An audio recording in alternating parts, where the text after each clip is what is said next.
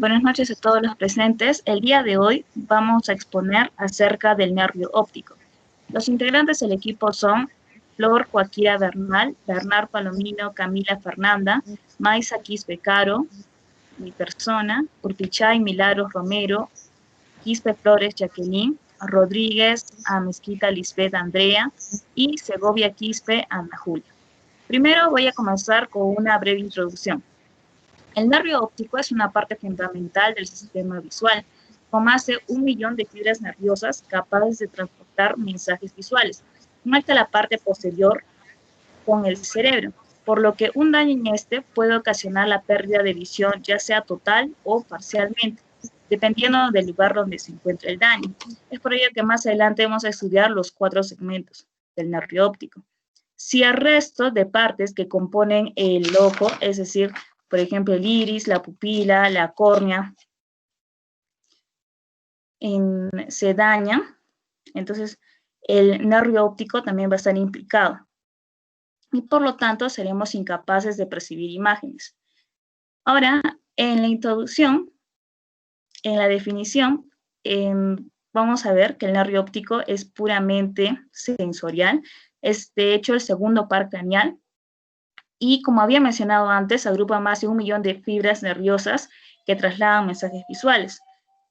La longitud de este nervio óptico es aproximadamente 5 centímetros. Su tejido no se regenera, por lo que si dejan de realizar, si existe algún tipo de alteración o mueren sus fibras, la pérdida de visión es irreversible. Ahora le voy a dar el pase a mi siguiente compañera.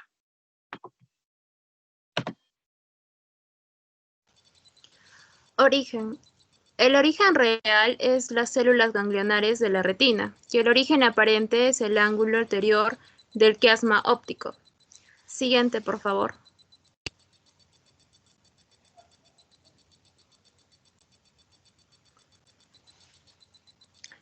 ¿Qué es el quiasma óptico? Es la parte del cerebro donde se entrecruzan parcialmente las fibras axónicas de los nervios ópticos. Es una estructura en forma ovalada que constituye el punto de unión entre el nervio óptico del ojo izquierdo. Esta estructura mide aproximadamente 12 milímetros de ancho, 8 milímetros de largo y unos 4 milímetros de la glándula hipofisiaria. En este entrecruzamiento, la mitad de las fibras pasan del nervio óptico derecho a la cintilla óptica izquierda y viceversa. El quiasma óptico está situado en la fosa cerebral anterior por delante de la silla turca. Las imágenes formadas en cada una de las retinas se cruzan al lado opuesto del cerebro en el quiasma óptico. Esto permite que las imágenes de cada lado del campo, ambos ojos se transmitan al lado apropiado del cerebro. Luego el quiasma óptico, los nervios ópticos pasan a llamarse cintillas ópticas. Daré pase a mi siguiente compañera. El recorrido y las relaciones. Primero tenemos que saber que mide aproximadamente 5 centímetros de longitud y se orienta en sentido antero-posterior. El nervio óptico se desprende del globo ocular a 3 milímetros medialmente y 1 inferiormente del polo posterior del globo ocular. Siguiente, por favor.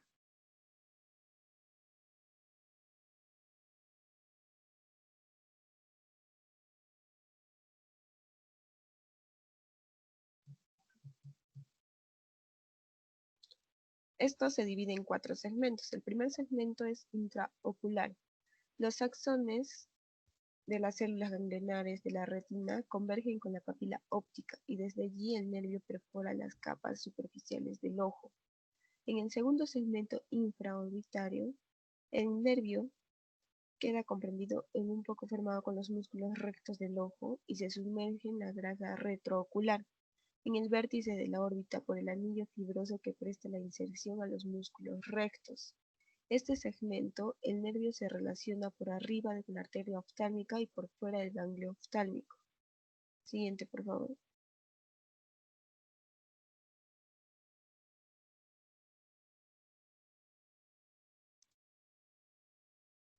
En el tercer segmento intracanicular, el nervio atraviesa el foramen óptico acompañado por la arteria oftálmica.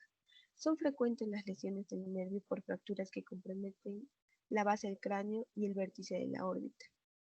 En el cuarto segmento intracraneal, es de 1 centímetro y compromete el foramen óptico y el quiasma óptico.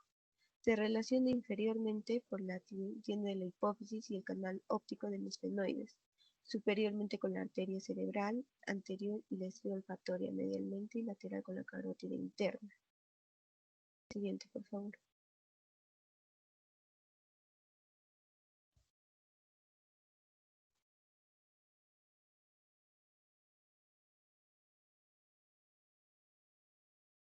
Sus relaciones. Primero tenemos que ver las relaciones anatómicas.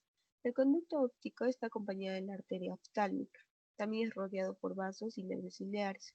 Por fuera con el ganglio oftálmico. Por arriba con la arteria oftálmica y el nervio nasal. Por abajo la rama inferior del nervio motor ocular común a la arteria y vena central de la retina. Siguiente, por favor.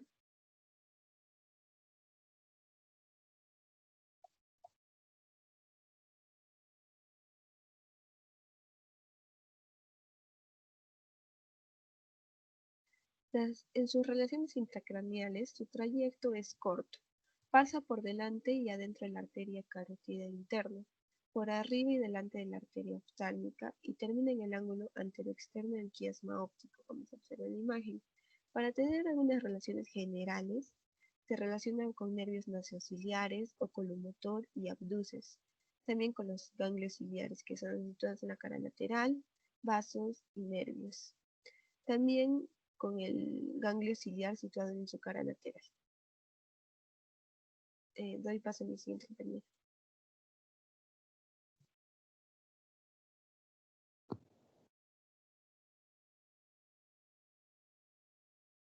Partes del nervio óptico. El nervio óptico presenta un tamaño relativamente pequeño hasta el quiasma óptico. En el trayecto pueden observarse diferentes segmentos en su viaje entre el ojo y el mencionado quiasma óptico. Tenemos el primer segmento, que vendría a ser el intraocular, el segundo segmento, el intraorbitario, el tercer segmento intraclavicular, el cuarto segmento intracraneal. Debemos recordar que el recorrido viene a ser el mismo que en lo que se mencionó en segmentos. Después de mi siguiente compañero.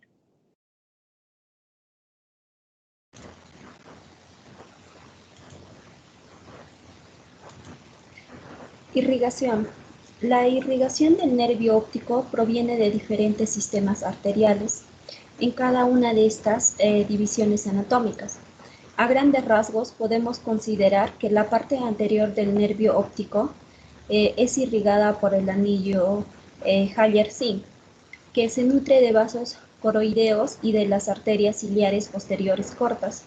Y la parte posterior del nervio óptico, que es el posterior a la lámina cribosa, es irrigada por ramas viales de la arteria oftálmica. El circuito de Haller de Zinn, que es un anillo vascular, no siempre está presente ni completo, formado por la anastomosis intraescleral de unas 15 a 20 ramitas de las arterias ciliares, cortas posteriores que rodean la entrada del nervio óptico. Siguiente, por favor. Ahora les hablaré un poco de una de las patologías del nervio óptico, que es la neuropatía óptica isquémica. La neuropatía óptica isquémica se produce por la falta o interrupción del flujo sanguíneo hacia el nervio óptico, lo que produce una repentina pérdida de visión. La obstrucción puede tener lugar con inflamación de las arterias o sin ella. Por este motivo se clasifican en dos tipos, que una de ellas es arterítica y la otra es no arterítica. La arterítica es con inflamación y la no arterítica es sin inflamación. La falta de riego sanguíneo que irrita la parte del nervio óptico situado en el interior del ojo provoca que las células nerviosas oculares no funcionen de forma correcta y tiene una pérdida de visión. Esta obstrucción puede ser de dos tipos, la arterítica y la no arterítica. La neuropatía óptica isquémica no arterítica es la más frecuente y suele ocurrir en personas mayores de 50 años. La pérdida de visión no suele ser tan grave como en la neuropatía óptica isquémica arterítica. La neuropatía óptica isquémica arterítica generalmente se produce a partir de los 70 años de edad. La irrigación sanguínea hacia el nervio óptico se bloquea por una inflamación de las arterias, en el contexto de una enfermedad llamada arteritis de células gigantes. Los factores de riesgo de la neuropatía óptica isquémica son los que influyen en la aparición de esta, que es la hipertensión arterial, el tabaco, la diabetes y el colesterol alto. Otros factores de riesgo pueden ser la apnea o obstructiva del sueño, tendencia a desarrollar coágulos de sangre y la hipotensión arterial nocturna. Uno de los síntomas de la neuropatía óptica isquémica es la pérdida de visión, que puede ser rápida. A veces son en minutos, horas o en días. Y no va a ser asociada a algún dolor. En función de la causa, la visión puede resultar dañada en un ojo o en ambos. La visión en los ojos afectados es variable y puede ser casi normal o tratarse de una ceguera absoluta. Al inicio suele aparecer una pequeña área de pérdida de visión en el centro del campo visual, que se va agrandando lentamente y puede evolucionar hasta la ceguera completa. Las personas con arteritis de células gigantes suelen ser de edad avanzada y su pérdida de visión tiende a ser más grave y hasta pueden sufrir dolor al masticar, cefaleas, dolores, molestias musculares y el dolor al peinarse. Le doy paso a mi compañera.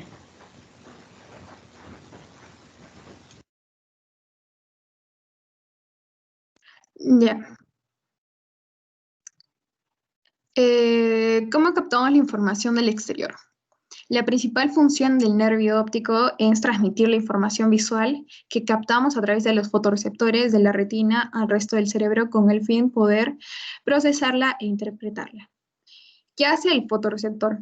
Este capta la información exterior generando una serie de reacciones electroquímicas que a la par irán transformando los datos en impulsos bioeléctricos y activarán las células ganglionares de la retina y que a su vez viajarán hasta el punto ciego donde las fibras nerviosas se unen para formar el nervio óptico.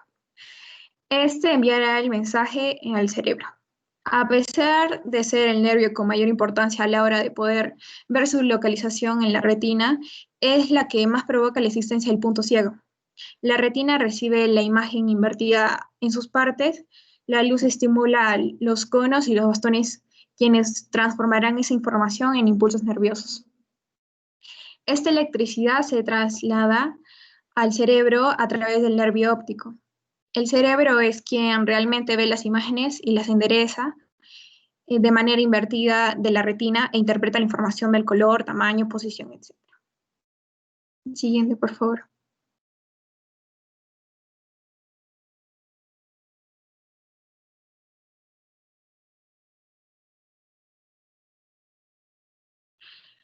Ya, ¿cómo se forman las imágenes? Cuando la luz pasa por la córnea y el cristalino, a través de la pupila, se forma una imagen invertida y real en la retina. Esta inversión se produce debido a las distintas densidades de las zonas que atraviesan la luz, de manera que los rayos luminosos superiores que proyectan en la parte inferior de la retina y los inferiores en la superior, ese estímulo es llevado por el nervio óptico a la corteza cerebral, donde se le hace la interpretación del mensaje a través del proceso químico-físico, según la mayoría de las teorías. Su recorrido y actividad en el rayo de luz. Un rayo de luz que entra en el ojo comienza su recorrido en la córnea, como está en la figura. La imagen parte visible de nuestros ojos atraviesa el humor acuoso, pasa a través de la lente ocular llamada cristalino y recurre el humo víteo hasta tropezar con la pared posterior del globo ocular llamada retina. Esta está constituida por más de 10 capas de diferentes tejidos y la que más nos interesa es la que contiene unas células fotosensibles con una sustancia llamada rodopsina. Este es susceptible a captar su composición química como consecuencia de la absorción de la luz incidente. Este cambio químico activa un cambio eléctrico que lleva a través del nervio óptico hasta el cerebro. Le cedo la palabra a mi siguiente compañera.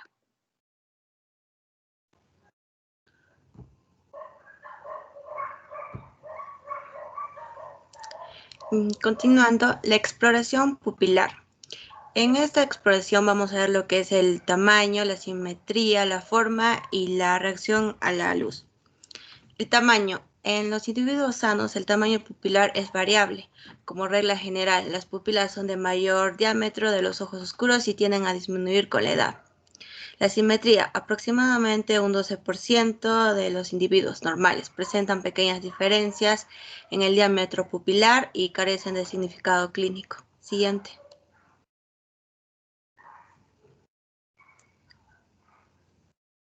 En lo que es la forma, el contorno de la pupila es circular. Si existen irregularidades, se debe generalmente a adhesiones de la iris cristalino como resultado de una iritis antigua. Reacción a la luz. Ambas pupilas deben contraerse cuando se ilumina uno de los ojos. Una lesión del nervio óptico causaría una boliosis en la respuesta pupilar a la luz, en el mismo lado y también en el ojo contralateral. Siguiente.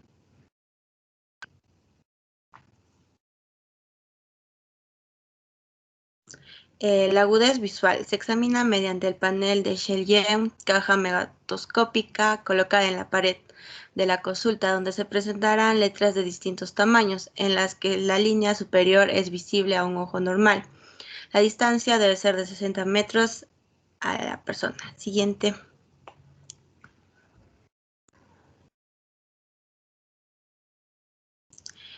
Campos visuales. Se define como la porción de un espacio en el que los objetos son visibles durante la fijación de una mirada directa. Estos campos se dividen en campo central, campo medio y periférico. El campo central se extiende a un 20% alrededor del punto fijo y el campo medio entre un 20 a 40%. El campo periférico a un 40%. Siguiente.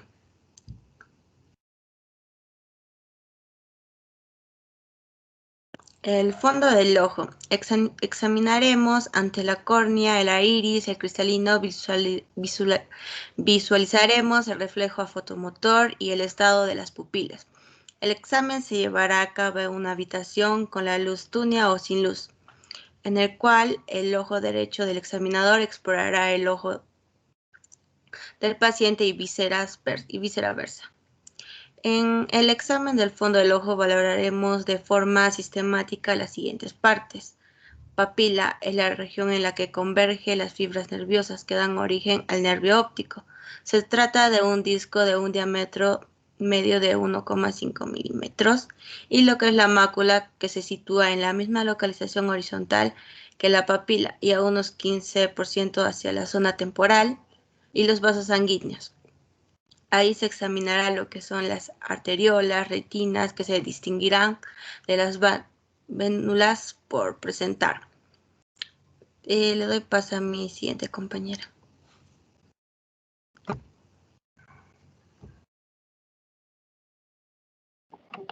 Ok, ¿hay alguna relación entre el glaucoma y la salud bucal? Primero debemos saber qué es el glaucoma. El glaucoma es una enfermedad ocular en la que se produce el aumento de la presión dentro del globo ocular.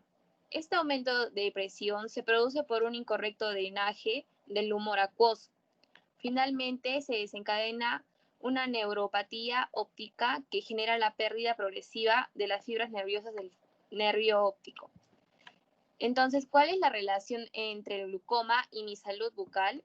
La revista Ophthalmology de la Academia Americana de Oftalmología acaba de publicar un estudio en el que se relaciona el glaucoma